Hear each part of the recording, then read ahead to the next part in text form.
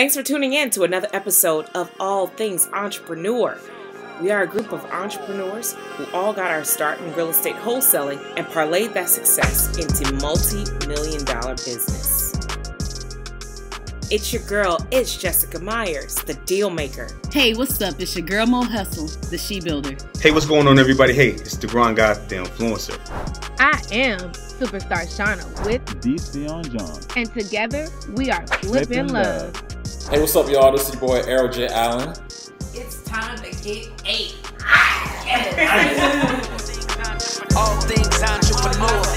It gets tough, but you gotta stick to it. You guys are out there, but it was a long journey to get here. This wasn't just a popcorn success. So that's why we created this space, to really get into the meat of what we do and how we got here. So Errol, how did you get into your start in real estate? Like, where are you now? And how did you get your start? So I actually got my start in real estate. I just retired from school, and I was actually on the. Wait. You gotta rewind that. I just retired from school. I don't quit nothing, so that's why I call it retirement from school. So I took a permanent leave of absence from there, and I actually got exposed to a real estate seminar that we both went to, and then wasn't really feeling it too much. I mean, I did join the program, but then I believe you actually called me about the next program that we joined, and they was actually like the inverse. They was doing like not a high ticket offer. It was more like hands-on mentorship and education. And from that point on, I'm like a monkey see, monkey do kind of guy. So once I saw it being done one time, I ran with it, and it blew up until what it is today. So what is it today? Like where are we? I wasn't trying to get all specific on it. No, but this is because people need to see, like, okay, so that's how it's attainable. So right now it's currently 3 businesses. Quick question, I'm sorry. How old were you when you started? I was 20. 20 years old. 19 going on 20, so you know. Yeah. But so 3 businesses right now. I got a wholesale operations, a development business, and a growing short-term / creative financing portfolio going on as well. So all in all, about how many assets do you own? I would say. Are you involved with? Oh, that was even a worse question because. So we're just gonna say about 10 properties because it gets crazy when you talk about my JVs and everything else I got going on. Like, yeah, we'll say about 10. That's pretty cool. How y'all get started? Oh man, I let my lady go. So we're actually separate as to how we got started, because I didn't know him whenever I first got started. I got started, my sister sent me an Instagram post of some people wholesaling. They called it something else, and I thought, this is crazy. How can you do this? Like, what? And so I ended up going to, I went to the online course they had. It seemed garbage, but I started looking up into it on Google by myself. And I found the Atlanta RIA, and I joined Atlanta RIA, and I ended up meeting my mentor, and I just took off from it. I started wholesaling, going in. It wasn't until like 2 years later when I met Seon, and he was way past me, flipping houses and stuff. But wholesaling is what got me to my first start. How old were you when you got started? I was probably about maybe 28, maybe 28, 29. I was 28. I was 28 going on 29. Yeah, whenever I first got started. Yeah. You don't even look 28 now. I know. I was about to say, I thought you was going to say 21. I was like, 28. All right. No, but that's when I met Seon, and I found out that you actually got started with wholesaling too, right? I did. Well, my first deal was a probate deal. So I did that all the way back in New York. It took me a whole year to do that deal. What's a probate deal? A probate deal is basically when the owner passes away and their heirs or their successors basically divvy up their assets and their liabilities. We only talk about the good stuff. But it took me a whole year to get that deal done because it was a grandmother and their kids were everywhere. One daughter was in Panama, another son was homeless, and another son was in jail. So I had to dig deep. Man, I had to get their signatures on affidavits and get it done. Took me a nice trip to Panama. But that was the first deal I did by myself. Nice 6-figure check. I was going to ask you what was a profit. So it was worth it. It was worth it. Yeah. Okay. Almost 200K worth it. Yeah. It was nice. Yeah. Yeah. But then I moved down here to Atlanta, you know, and realized that I was doing real estate the wrong way. I mean, as great as that was, you know, I joined up to that same group that you guys joined up to, you know, 'cause that's how we all met. And from there, I learned about wholesaling. And wholesaling took my mind to a totally different level. And that's how I understood that wholesaling is the foundation of all real estate. And if you understand that, you can do any aspect of real estate, you know. So what's wholesaling? I'm the new guy. What's the new kid? So basically, wholesaling is being the best middle person that you can be, middleman, middlewoman. And for real estate terms, wholesaling is when you're selling your right or your basically your right to be able to purchase the property that you've contracted.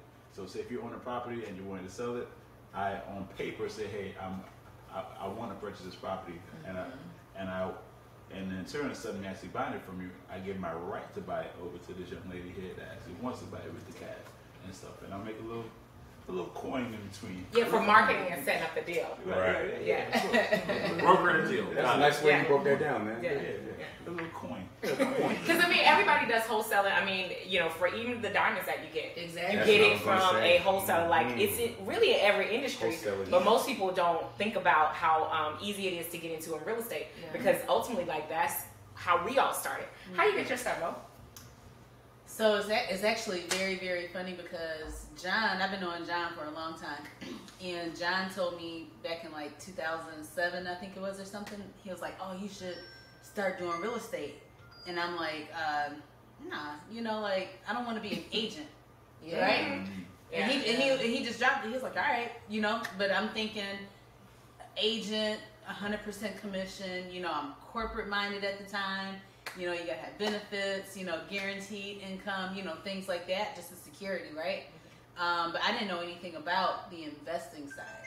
No clue. So, fast forward to about like 2015, I really got interested just watching all the shows on HGTV, like a lot of people do. But I'm wondering, like, okay, like you see everybody flipping, but you're not really seeing, like, okay, but where do they find these properties, you know? Because if it's off market, okay, how are you finding off market deals? So one of my clients, he came and was like, you need to go to this local group that a friend of mine operates, and like, I think you'll be great. So I go to this meeting, and that's where I met you already knew John. And I had not seen John at one of the meetings, so I went, and I was like, oh my God, like this is like real estate church. It was about 100 people there on a Thursday night, you know, and you had people standing up and telling their success stories. And I'm like, whoa, this is like a totally different side of real estate that I didn't even know. So from there, I just started calling people on my off days, and you know, wherever they were, I was pulling up, and I was just maximizing my time. And the first time, a couple friends of mine and me, we just started getting out, putting up bandit signs. Those are We Buy Houses signs that you see outside. But we just got out there, got busy, and literally what happened, we came across a couple that owned a property here. They had moved to Arizona. They had been gone for like 7 years. They thought the property was foreclosed. It was still in their name. They were behind on taxes now. They had no clue. So they were like, what can we do to make this go away?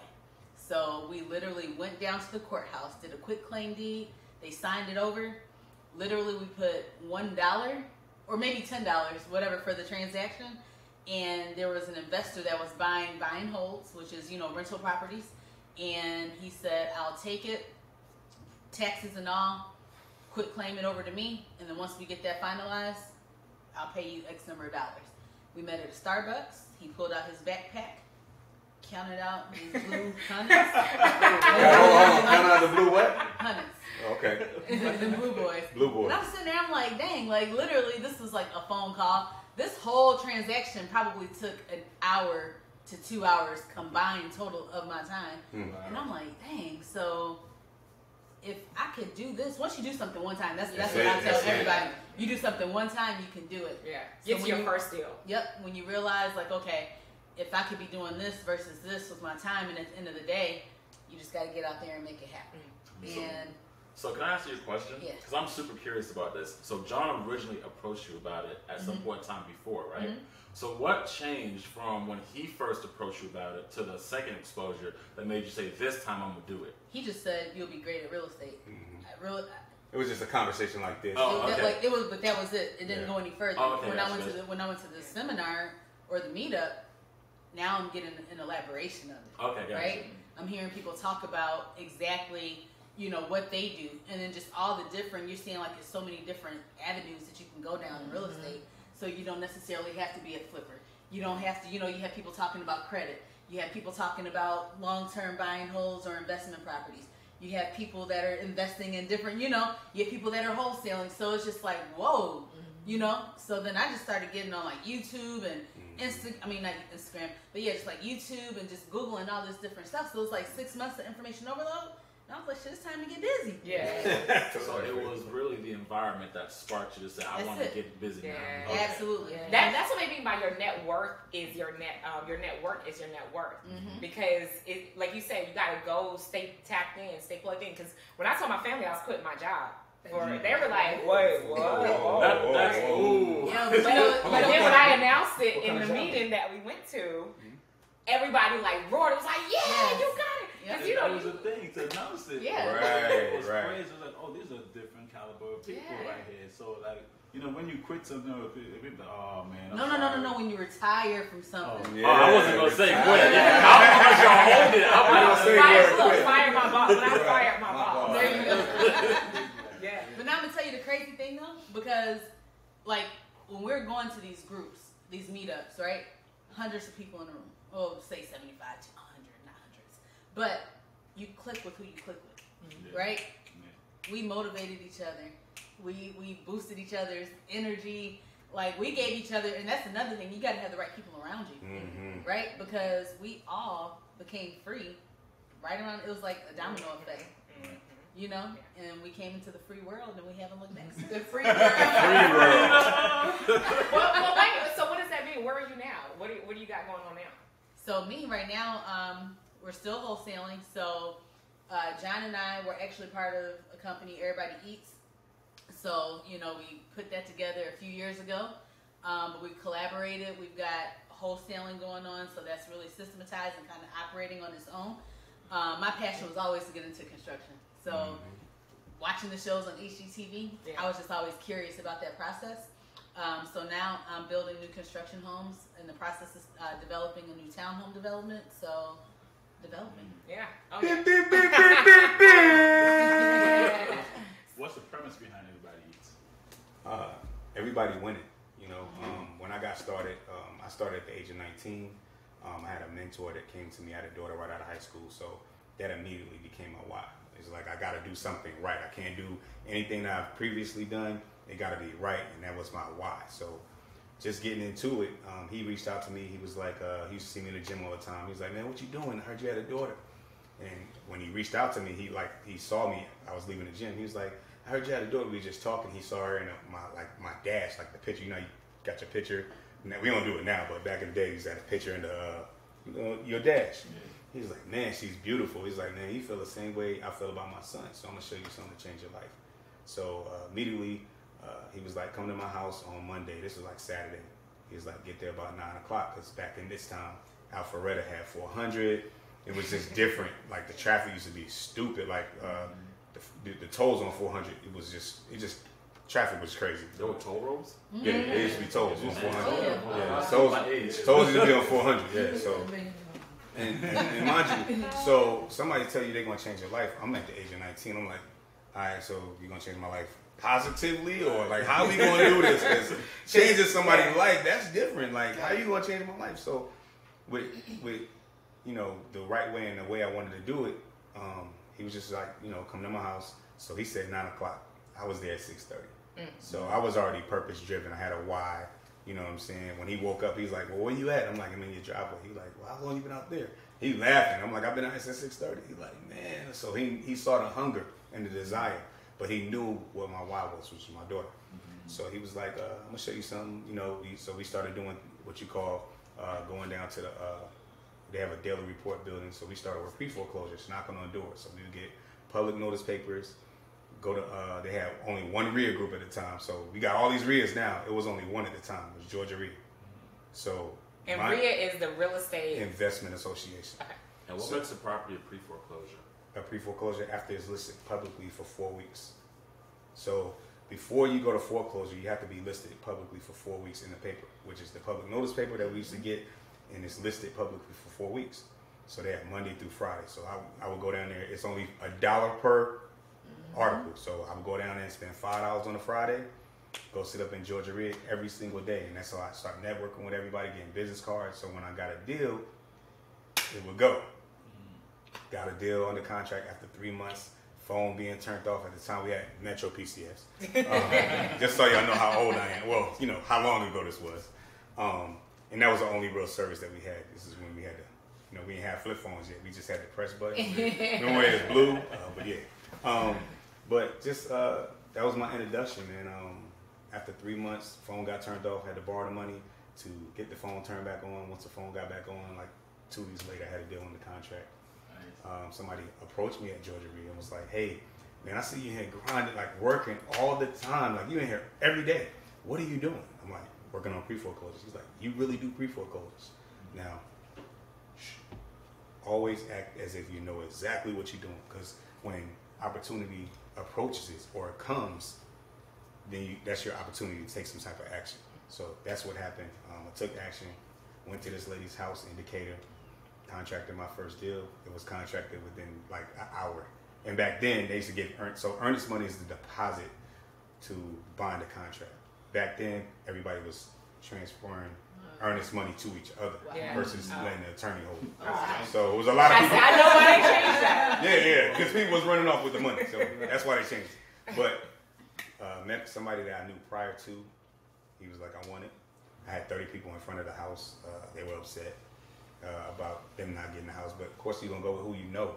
Like I knew this guy prior to, so he was like, "I'll buy it." Shout out to Mr. Short Sale Master, Kendall Rouser. Okay. But so he bought the deal, and you know, you learn, right? So that was my very first deal. I made $10,000, by the way. Kendall, just doing my research, Kendall turned around and sold it, and he made $10,000. So me and the guy that I partnered with, we made $10,000 a piece, and Kendall made $10,000. So with that, the way it happened, I learned a lot. I learned, you know, how to value and. So you mean just that was a 30K spread? Just that was a 30K spread. Jeez. So that's the importance of finding a good deal. Right. When you find a good deal, because don't try to force something if it don't work. Right. Like I think. And this is back when we won contract. So now a lot of people are contracting without knowing, like, you know, you sign due diligence and they're not closing on deals, right? So this is my very first deal. I don't know what I'm doing. The guy that I'm with thinks he's like, this guy's pre-foreclosures, you know. So when we got in there with the client, I was able to talk her into signing the contract because I found out what are we problem solvers. I found out what the problem was. Her son was on drugs at the time, and it was just a lot going on in that situation. She was elderly. She wanted to move into a home, so it was just a lot going on, and I was able to get her to sign a contract and get it sold. So. Something that always interests me, because I'm focused on like the breakthrough points. So you said your phone went off, and you had to borrow the money to get your phone turned back on to get the deal. What was the driving force, the belief that made you say like, this is going to work? So I'm gonna I'm borrowing from you today, but I'll get it back. Hey man, my why, like my daughter, that's my why, man. So you figure out a way out of nowhere. All the time. Like when they wear no diapers, so it would be these diapers or cell phones. So the phone went off. Yeah. Okay. That's right. That's another great. You know what versus this. Right. Yeah. Another great thing that I actually want to ask everybody. So you said it took you how long to do your first deal? 3 months. 3 months, and it was for $10,000. $10,000. How long did it take everybody else to do their first deal? What was the amount that you grossed or netted on that? It took me 6 months for my first deal, and I only made $2,000. And I was happy that I made a deal, but it was kind of like, I don't know what word it is, but it was kind of like intimidating, like to see other people making deals. I wasn't in the group y'all was in, but I was in Atlanta Real. So I would see people making like these $10,000, $20,000 deals from their wholesale, and I'm like, why I ain't making no money? I wasn't making nothing, and I'm spending the marketing. I'm doing the yellow letters. I'm doing the cold calling. I'm riding around. I'm driving for dollars. I'm doing everything I'm supposed to do. And I was like him. I was in my mentor office. When he told me I can come in there every day, I was in that thing every day listening to phone calls. If I hadn't, I'm just reading stuff, just trying to figure out what did he do to get there. But 6 months it took me to make one deal that really wasn't really a deal because the guy put down his $2,000 earnest money. And then he reneged it, but the earnest money was not refundable. So that's the commission I got. Oh, wow. So it really wasn't a deal. But I was so happy. People was like, well, how much you make? I was like, $2,000. They're like, well, how much did you spend? But then after that, they started coming through. So that was, whew, I'm glad I kept my mind, like, I wasn't beating myself up too much, and I knew that it would happen. But you know, people say you keep on doing the same thing over and over again. Yeah. It's insane. Yeah. I'm like, am I going? But I'm like, based off what you know now, what were you doing wrong? Nothing. When I tell you I was doing it, I think the best thing I could have did was to keep going. Because if I had stopped, that would have been terrible. Because I would have, wasted all that time. I would have been one of the people that's like, oh, that wholesaling don't work. Right. Because they probably stopped and they never kept going. Yep. So that's one thing I would say. Continue doing whatever it is you're doing. Because it definitely worked out for me. But you were committed. Right But you were committed though. Yep. That's the thing because the thing is everybody's journey is different. So it might take me 2 weeks. It might take you two months. It may take you 6 months. It may take you a year. It doesn't matter because once you get there, like that's your process. It. Yeah. And then the naysayers, like, Yeah. I can't tell you how much I was beat down. Like, family, everybody's like, you're 19, wholesale real estate. What are you talking about, wholesale real estate? You're 19 years old. You People can't that do don't even know how They to don't know. They don't know. If they knew, it wouldn't have been said. So, you buying and selling houses. Like, you don't got the money to buy and sell a house. Like, I'm like, it's technically not buying and selling the house. Yeah. One thing early on, if I can't trade places with you, I probably won't listen to you. I'm very good at tuning people out. I'll listen. I'll be attentive. I like that. But You said you can't trade. if I can't trade places with you, I'm not gonna listen to you. And that's a very big friction. Even like my family now knows like there's a certain like I'll listen to you on certain subjects, but when it comes to business, entrepreneur, I'm not that guy. Well, hold on, Jess, because you're answering all these questions, but Yeah, we all spoke. Tell us, how did you get started? Oh, well, it was two things. Because I was going to get to, well, where are you now? And I don't think we got to where you guys are now. Okay. And then I was going to... So, who do you want to go first? FlippInLove or Yeah, the grind FlippInLove. guy? So, Okay, where are y'all now? Like, y'all told the backstory, but where are y'all now? So right now we flipping love. How many properties y'all flipping? Because most people can't do it together. Like...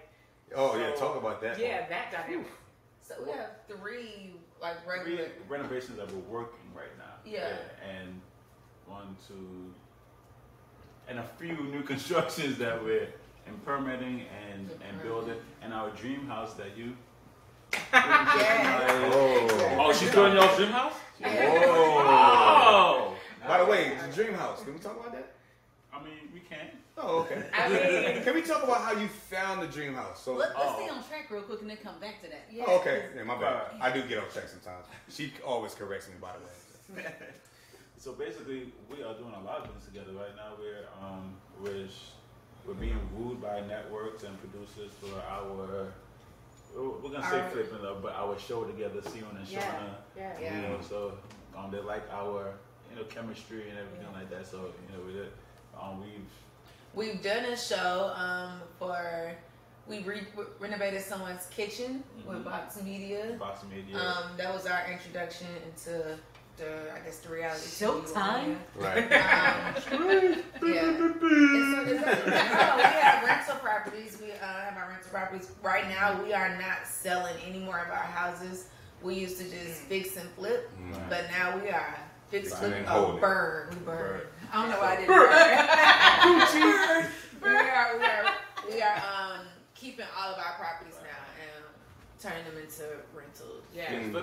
Flipping is great, but flipping you gotta keep working. Yeah, and the end goal is not to keep working. Right. Yeah. Work hard now so you don't have to work. Right. So at the time when we first met, I was crowned the king of Airbnb. We respectfully pass that over to this man. But Airbnb was a great asset. At the time I was running 23 Airbnbs, and it was it was a lot if you don't have good management. You know. So, but it was between here and Miami, and so I love Miami. You know, the spread of Miami is beautiful. But you know, we met and we grew, and everything from there was amazing. Like this is the first woman I can say I've grown to be a man with. You know. So this is why it's called FlippInLove. We flipping up at the same time. And I like the synergy of what you get to create together. That's why I'm like, partnership is so important. Who you partner with, that determines like how far you can go. Because like you said, that helped both of y'all go further just from each other's hustle. Because now y'all are building your dream home. Yeah. But so what was where are you now? Right now, currently, like Mo said, we have a side wholesale business that we have that's running itself, as well as us running it. It's a lot of work, yeah. But we're working on the system part. But got some new construction going on as well. So we got some new construction development going on. We're building 3 new homes and. We got a renovation project too. Forgot about that. Yeah. We got a renovation project we got going on in Decatur. The 3 new construction homes are in historic College Park, and I'm currently under contract with someone in the room. Okay. This guy right here, purchasing a lot from this guy. Okay. So yeah, for new construction. Yeah. See, I love like collaboration and how we all work together, because that's the only way like I got in. Like you said, I got my start, went to one of those learn real estate for the weekend courses. Oh boy. And trying to see where that would go. But honestly, because you know, we paid $20,000 for the education. And honestly, everybody often asks me, was it worth it? But the way I did not have $20,000 to get started, and I found $20,000 somehow, and I put everything in there, I had no choice but to get going.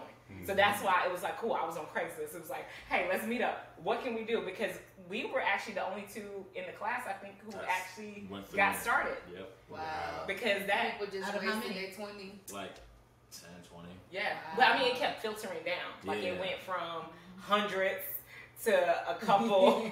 And then, like you said, it was like... over the weekend? No. Over the course of time. Over the course of time. One weekend. Weekends. No. On one weekend, it went from like 100 to 20. From that point on, it dwindled real quickly. But I got a great question to ask you, because I know for me at the time I was 19 years old, so I didn't really have nobody to answer to per se. But you're married. So how did that conversation go? When you said, yo, hey, babe, I'm about to, or did you even have a conversation? Was it like, babe, I'm about to drop 20, or did I drop 20? So, honestly, we just got married. Wow. And so we were actually celebrating our 1-year anniversary. We had gone on an international trip, actually, and we had just come back. And he was like, yo, you know, we just spent a great time together. I'm going to run down to Florida real quick for my birthday. It's like, cool, go. You know, put your hands in them. And I'm going to be here. You know, I got a conference, you know, I'm going to. You know, go down there. You're good. Oh, wow. And so I go to the conference. They thankfully tell you, like, how to go get money. Like, they do give you some steps. Like, hey, here's some tips. Here's a way you can leverage, you know, certain assets or things about you to go ahead and get access to more capital. And I was able to do that. And I got more capital. So I was like, I came back trying to be star student and realized, like, they're like, oh, great, now you can sign the dotted lines. And I'm like, oh, wait. And so I did it in the moment, because my girlfriend, she was like, I'll split it with you. We're going to do it together. So really, it's half the price. It's only $10,000. You did have, I remember you had a friend with me. I remember So I called, you know, to soften the blow. I think I was like, hey, how's the game going? How y'all having fun? Okay. See what happened was. I kind of spent $20,000 on a class, but it's real estate, and I really think it was just like. Did he cut you off? Like, hold on, run that. No, actually, gratefully and thankfully, he was very supportive, and he was like, if you found a way to make a way, I trust you, and you made it. Now later on, he was like, "No, what did you do?" Right. But you know, in that moment, he had a beer at the time. Right.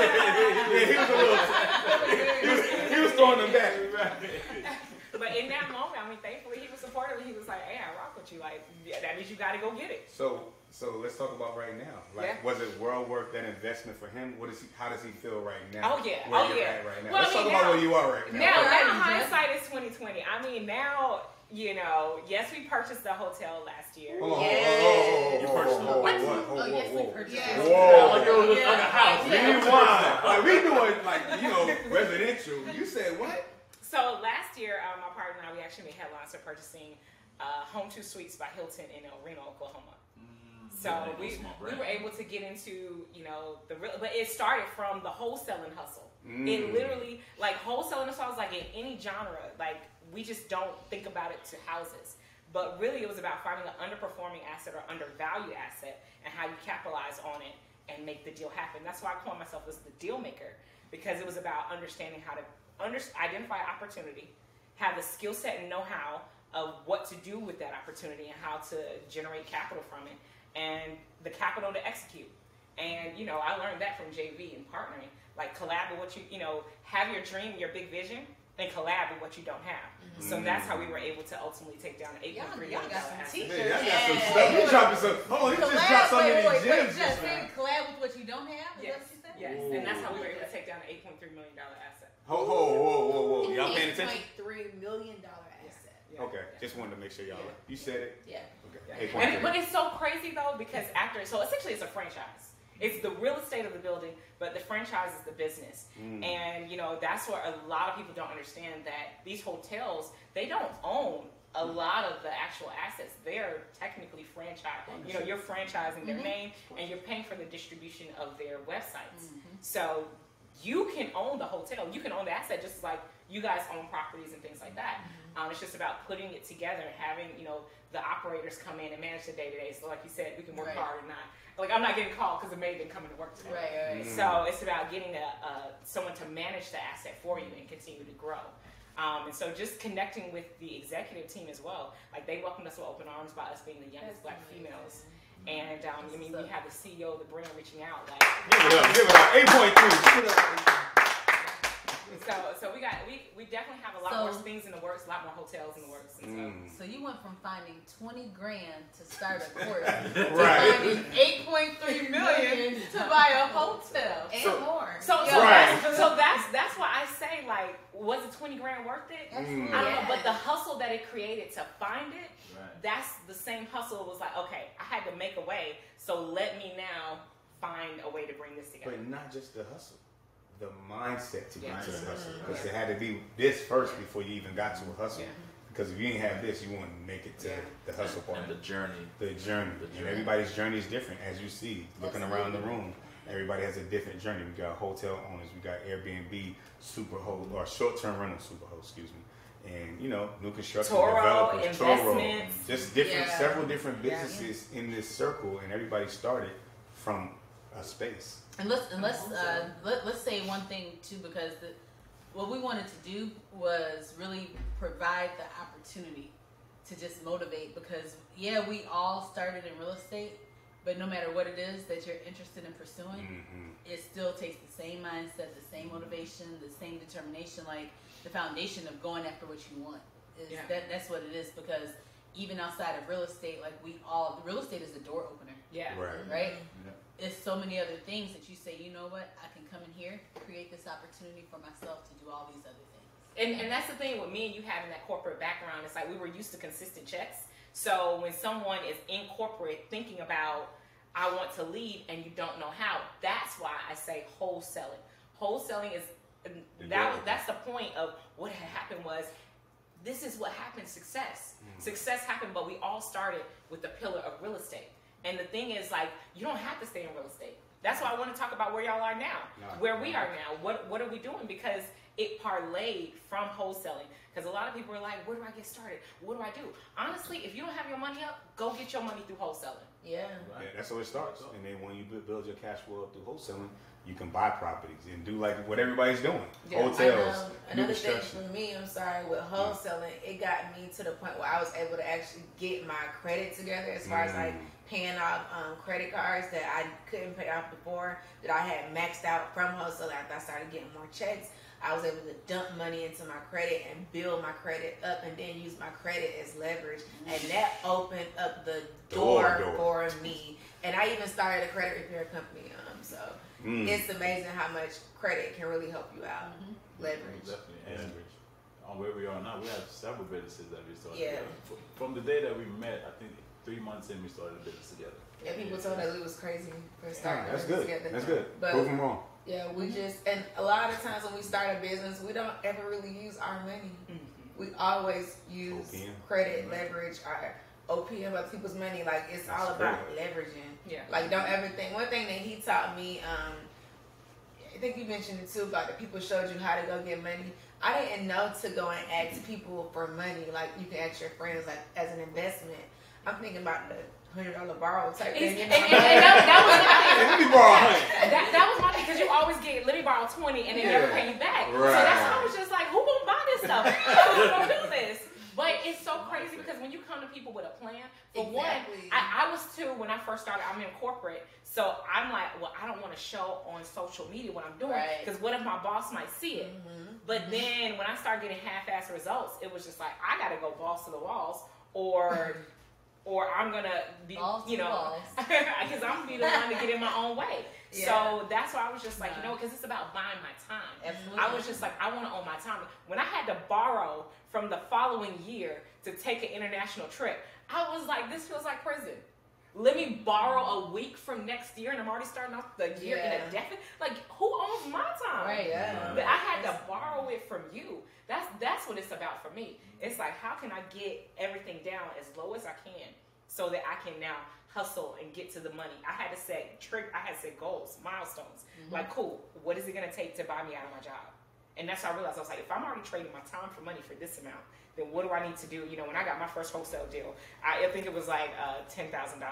So it's like, cool, if I was able to put this much time and get $10,000, but it takes me months to get $10,000 here after taxes, then what am I doing?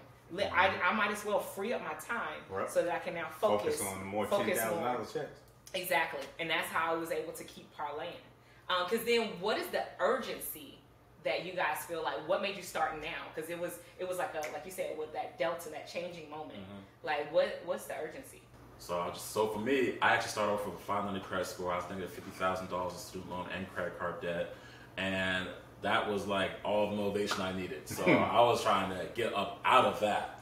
I like to live life with options, and that position was very optionless. So that was what made me say, like, I gotta get this. And then once I got out of that, then it was just like, well, I don't want to lose this now. And now that I'm back at zero, what can I do to make sure that this is going to sustain for a long time? That was my motivation for me. Dude, I was excited when I hit zero, when I was able to pay off. When you hit zero, when you hit zero, you're not in the negative. You just right in flat line. Man, I remember walking through the mall, and you know how they got kiosks? I saw Verizon kiosks. I was like, I'm coming for you. Because I was excited. I was like, there's a, we gotta run it. Don't even talk. Run it. Run it. I was so excited. He was like, oh, yeah, I know, bro. I know, bro. Because I zeroed out everything. I was like, oh, man, this feels so good. Having no debt. It's a different type of feeling. And feeling was so different. 10 pounds off your shoulders, man. That's what I say. Oh my goodness, yeah, that's a great feeling. Yeah. Zeroing out. I ain't gonna lie, swiping my card without having to worry. And they come back and be like, Jessica, I'm like, huh? Like, that is a whole nother feeling. Well, just being that I've been in the business for so long, I was here when the first market, well, that when the first market crashed, but when the market crashed in 2008, that just knocked me all the way out the box. Like, I lost everything. Like, literally homeless, living out of my car. I had family, but I used to, you know, when you're making money and you're doing real well at a young age, you know, you just be doing all the things that young people do. Partying, buying sections, bottles, Magic City Monday, you know. Interesting. Those things, yeah, we did it. Wait. Tuesday, Wednesday, Thursday. Oh, yeah, Monday, Tuesday, Wednesday, Thursday, Friday. So, those things, and it was an embarrassment to my family, too, when I used to have these big live parties, people flying from out of town. New York, Chicago, LA, and just coming like those type parties. So I was like, no, the real party. Like, okay, so back then our wholesale checks were a little bit more than the average. Okay, talk about 80, 90. You know, those are wholesale commissions. Once you start understanding the business and how to do it, been in the right that's what I'm saying. Like I wasn't so. I feel like I needed to be humble, so everything was stripped from me. So my mindset coming back had to be a little different. So coming back is like, all right, I just need to get right here. If I get right here, when I come back, I'll be good. But what made you come back to real estate? Because, like you said, a lot of people lost their shirts, and you could lost. I was like, real estate is not going anywhere. Okay, so you know, when we all leave here, where we going? Home. So somebody's going somewhere. You're either paying somebody rent, or you have your own mortgage. So I always felt like it was coming back. I was like, you gotta come back. Like I'm destined for this. This like helped me as a father, provide for my daughter, my family. So I'm like, this ain't going nowhere. Like it crashed. It gotta come back. And I was literally living under my car, sneaking to LA Fitness, taking showers, playing ball. Like nobody really knew what I was going through at the time. But I was trying to keep my mindset, keep my positivity. Like prior to real estate, I played basketball. And I was just trying to stick to what my passion was to help me get back to where I am today. And I still do it. Like, you know, early morning, 5 a.m. You'll see me in the gym on my social media and stuff like that. I love it. Because it's about being in that space. Like when you're in that zone, you can't be touched. Like your mind, like you're in another space. When you can get up and do what you love to do every single day, it just takes you to somewhere else. So I just want to ask a question because we joke about it, but so we're all at a certain level now of success, right? So what are y'all's thoughts on early morning, like waking up at like 4 a.m. to be better than the next guy, and like if you wake up at 12 p.m. it's too late. Just like let's chime in on that. You want me to? I was gonna say, for me, I feel like it's about you. So I don't feel like just because you don't wake up at 4 a.m. don't mean you're not going hard, because you don't know what type of lifestyle you have. Now, I remember one time I was listening to E.T. He had me waking up at 5:30, 4 a.m. every day, and I wake up, and this is in the beginning of my hosting. I'm like, hey, I took a shower. Who can I call? I'm like, it's too early. I was like, okay, I just Google, I research. So I'm doing stuff that I really to stay busy. But I wasn't doing nothing. But I was up and ready, and I'm like, honestly, I think I could have stayed asleep because that really wasn't for me at that time. So I feel like it depends on what you got going on. You got a busy morning. You need to have that time to wake up just so you can have. For me, I need 2 hours to myself. And when I don't do it, even like today, I didn't get my 2 hours, and I needed coffee. Like I have a whole meditation routine that I do. Like I do my massage chair, my steamer. I have my mask on. I go into a deep thing. And when I have those days, it really feels good for me. So I feel like it depends on whatever you as an individual have to do. Like, where are you at? So I don't think people should feel ashamed if they don't wake up at 4:30 or 5 a.m. and they wake up at 12. What do you do when you wake up at 12? Are you still getting everything done in that day? Are you being the best you that you can be? Like, so I don't know. Some people say waking up early, you late. And I also feel like, I'm just going to say this and I'm done. It's never supposed to be about the other person, not trying to be better than this person. Right. You have to focus on yourself, because you can never go you shouldn't go into this world trying to compete with people. Right. It should be like the creative thing. Like, if we all doing real estate, it's money out here for everybody. Everybody's different fields. Nobody should be competing against the other person, because it's enough for everybody. Enough for what? It's enough for everybody. Everybody eats. So that's all I gotta say about that. Because some people really beat themselves up about waking up early or waking up too late, and you don't know what that person is. So it's different for me, because I feel like I wasn't the smartest person in school, because I really didn't apply myself. So my biggest thing was just if I get up early than everybody else, I can go to the gym, get my workout on, because health is wealth, and focus on my business afterwards. So by the time everybody else waking up, I done went to the gym already. You still got to go to the gym. So for me, that side, for me and my mindset, going over my affirmations, praying affirmations, and just getting my schedule and everything together in the mornings, that just works for me. So I like what you said, because what you both are doing, you guys are taking time for yourself. Like that's personal development. That's sanity. Definitely. Like that's definitely, like, you got it, because what we do is not easy. No. That's the thing. Like, people look at it like, oh man, I can do it. Look at them. Or, they got X, Y, Z, and all, like what you see on the exterior. But what we go through, oh my God. Like, I've been on the phone with John just straight boo-hooing, like, oh, he's like, let it out, Mo. Man, I'm about to go get a job. No, you're not. Let it out. I'm like, all right, you know what? F this. I did good. And I'm like, come on, tough up, Mo. You know, you're Mo Hustler. And then you get back to it, but that's reality. And what happens right after that? Like, oh man, and you get like a good contract, and you go close. Like you go right back to the. It's like you, but that's good to have those accountability partners. To have people that you can call, because when you're out here by yourself, ooh, it's really their drive. You know, we need each other to keep boosting our drive. You see someone else in good spirits, seeing someone else seeing someone else. Like, we praise when you do a deal. Like, I'm revived now because you just did a deal. I know it can be done. Right. You know? So even if I haven't done it, I know my man done. I know my lady's done it. I mean, so it's like, let's go. So we are distinguishable from those individuals that, I don't want to say can't do it, that don't do it because our reasons and our excuses are not theirs. Not taking away anyone that does a 9 to 5, but those that have a 9 to 5 that want to be an entrepreneur but find excuses to not be an entrepreneur are giving themselves 1,000 reasons not to before they even try. We give ourselves 1,000 reasons to do it. Right. Before we say we can't do it, to the point that we're living out of a car, we're down to our last in the negatives. So like we're still but and learn from those mistakes. Don't want to go back there again. You know, like all those things that we did prior to, we ain't doing them. Oh, we don't do that no more. So about the time thing, you all want to chime in on that, or actually you brought up another great thing. You say time? Yeah, the time, the waking up early and go. So waking up, like, I've been spoiled lately. Actually waking up later, but my true inner self wakes up early too. When me and my hustle started, we used to call each other 3, 4 o'clock in the morning. Yo, what up? Where you at? Let's go. We used to just hit the street. 3 a.m. Oh yeah, we was grinding. Damn.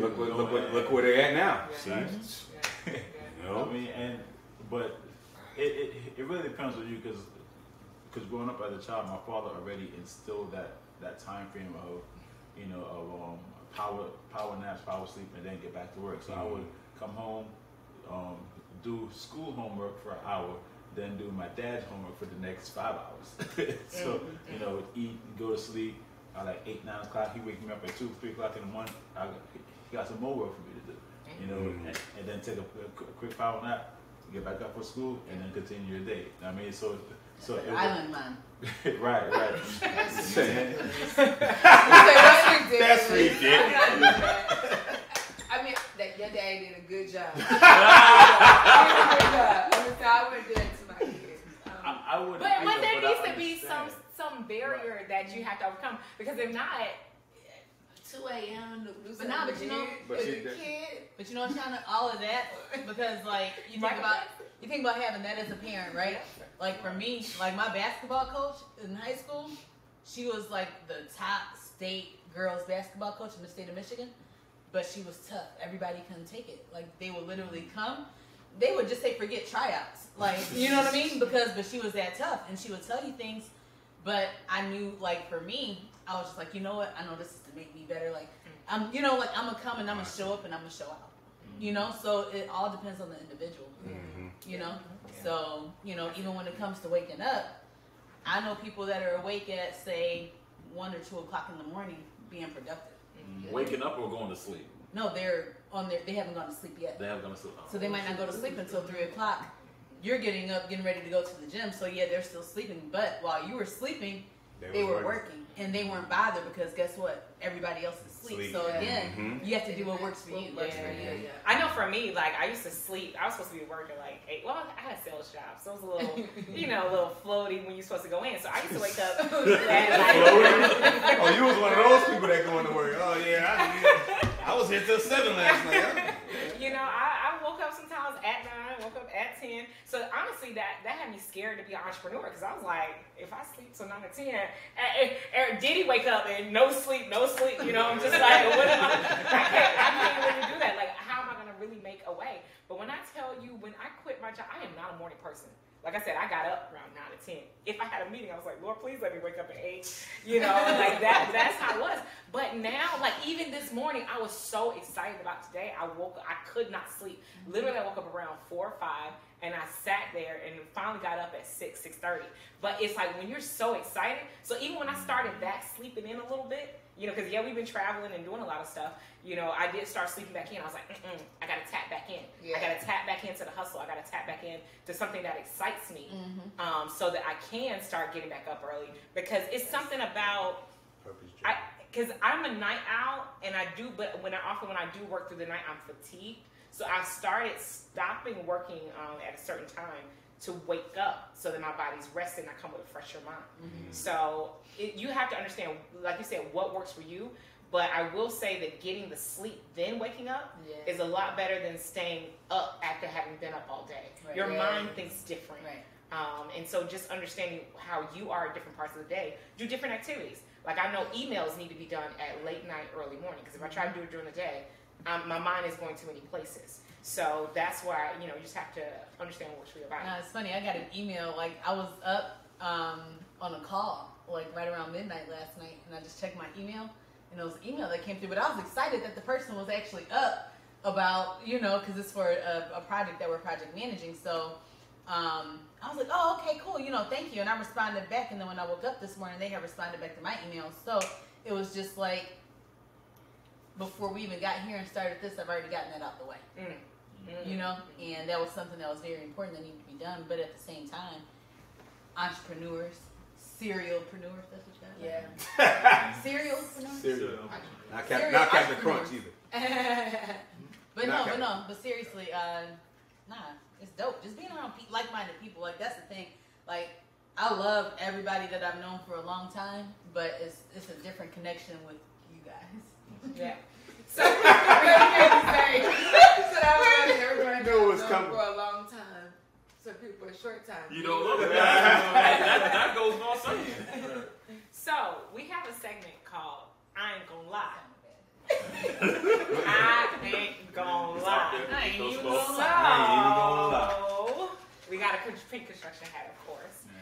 But if you guys can pull one question, and you just gotta, I ain't gonna lie, something real quick. Keep a quick answer. Not anything long. Ooh, wee. I'm gonna just pick the same one. This one right here. Oh. This one right here. Okay, so y'all just answer it real quick. Bangers. Right? Man, you got some good questions. Real quick. Okay. Man. What is your question? Hey, listen. I ain't gonna lie. Does my business bring me clout? Yes, it does. At The Real Grind Guy on Instagram, and you'll find out. Okay, my question. What intangible do you rely on to be successful in business? Got yourself. Got her. The intangible I rely on, I would say, is urgency. Like every time I think about something, like I'm thinking about texting somebody or doing something, even if I don't send it at that time, I'll still write up the text and send it first thing in the morning, or when it's appropriate. So to be just sitting in there. Yeah, but being urgent about getting it done. Man, I wish I had y'all's questions. So I ain't gonna lie. What's the longest you've been down, and how did you get back up? Ooh. So the longest I've been down, I would say would be for like a month or some change. And what did I do to get back up? I started hanging around people who were just doing good, being positive, just putting stuff out there. And that rubbed off on me again to get me re-energized. Smart. Surround yourself. You got me with this one. I ain't even gonna lie, Judge. I ain't gonna lie. What does $1 million day look like in your business? I'll let you know as soon as I know. It's coming. I'll let you know. We're gonna stay tuned. Stay tuned. It's your girl Mo Hustle. Stay tuned. But I ain't gonna lie. What has business entrepreneurship taught you about yourself? I ain't gonna lie, I'm a beast. Ooh. Confidence. Anything. FlippInLove. You heard me say he was a beast. You're not gonna. You got. He's still waiting on you. He's still hanging. He's still hanging. I'm still hanging. I'm still Sean, hanging. he's still hanging. The ultimate hanger. Still hanging. didn't know who was going like, oh, my bad. I was out of it. I would never do you like that. Sorry. Yeah, but I'm a beast though. Like anything that I purposely say I'm gonna do, it gets done. Yeah. Straight. I ain't gonna lie. If you find out your business partner lied about something, how do you handle it? So it depends on what they lied about and what was the lie. Never has happened though, just so you know. But, not that business partner. I know it didn't have to be you, like it could be business partner. or It could have been. you don't get somebody like I know. But it's it depends on something. Cause I know, like sometimes me and Seon go to places, and I may tell somebody that I like their house when in reality I want to tear everything down.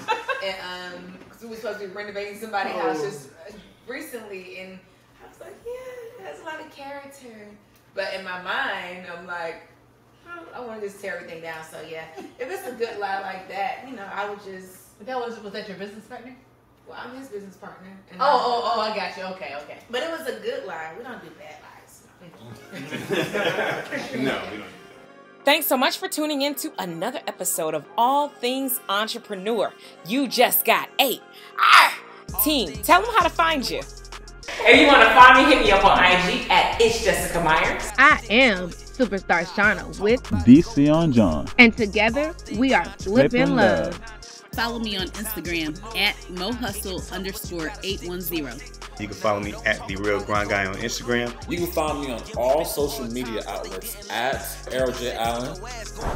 Be sure to subscribe on our YouTube channel at 8.experience. To a boss and they didn't pass. Ain't no such thing as losses, only lessons. Break bread, don't block your blessings. Get the money, but you know what's even more precious? Time. Nah, don't talk about it, go do it.